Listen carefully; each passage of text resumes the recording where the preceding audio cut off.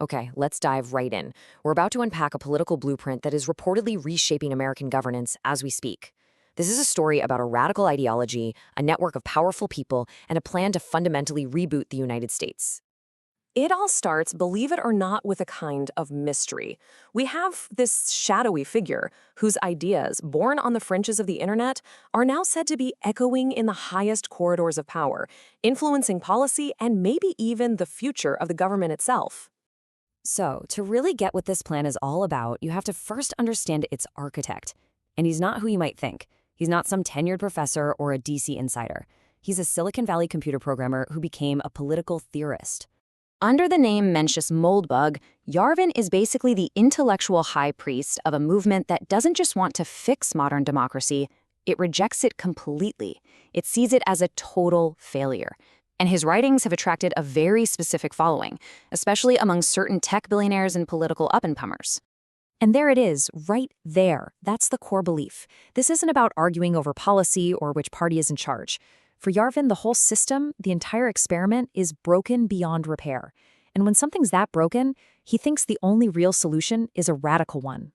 So let's get into his central idea, which, and this is key, comes directly from his background as a software guy. He doesn't see a country that needs governing, he sees a computer with a faulty operating system that needs to be completely re-engineered. According to Yarvin, the people you elect aren't the ones with the real power. He says that power belongs to what he calls the cathedral, this informal yet incredibly powerful network of universities, media, and government agencies that all think alike. And he argues this network is the real government, no matter who's sitting in the Oval Office.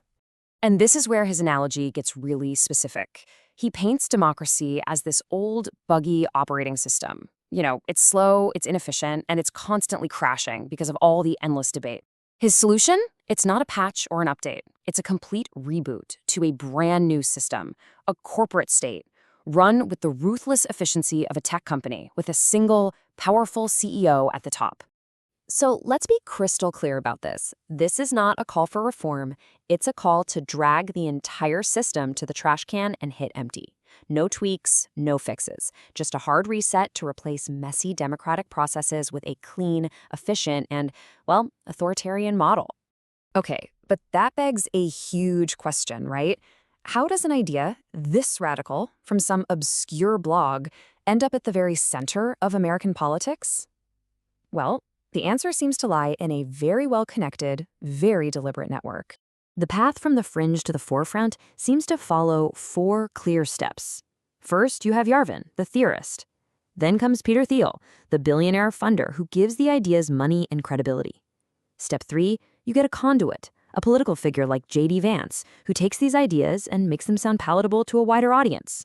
And finally, you get the ram, a disruptive force like Donald Trump who can break down the old system to clear the way for the new one. And if you're looking for the ideological glue holding this together, here it is. This quote is from Peter Thiel, just a couple of years after Yarvin started his blog. This deep skepticism of democracy isn't just a coincidence. It's the foundational belief of the whole project. This timeline really just lays it all out. It shows you the journey.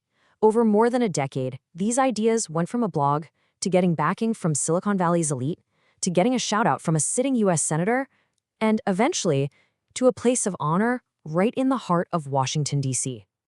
So that's the theory and the network. But how would you actually do it? How do you go about deleting the operating system of the U.S. government? Well, it turns out there's a toolkit for that. The whole strategy boils down to this one key phrase. If you want to take down the cathedral, you have to seize its engine room, the bureaucracy. The plan is simple and brutal. Fire thousands upon thousands of career government workers to break the bureaucracy's independence and remake it from the ground up. And the primary weapon for this job has a name, Schedule F. It's an executive order designed to reclassify a huge number of federal workers, stripping them of their job protections. It would make them easy to fire for any reason, basically turning the nonpartisan civil service into a system where loyalty is the only thing that matters. The second tool is something new, a powerful agency reportedly called the Department of Government Efficiency, or DOGE. Think of it as a government chainsaw created to just tear through federal agencies, cutting spending, slashing regulations, and bypassing all the old rules. And the impact was apparently immediate. Check out this number. Within just a few weeks, DOGE reportedly froze 146,000 federal payment cards.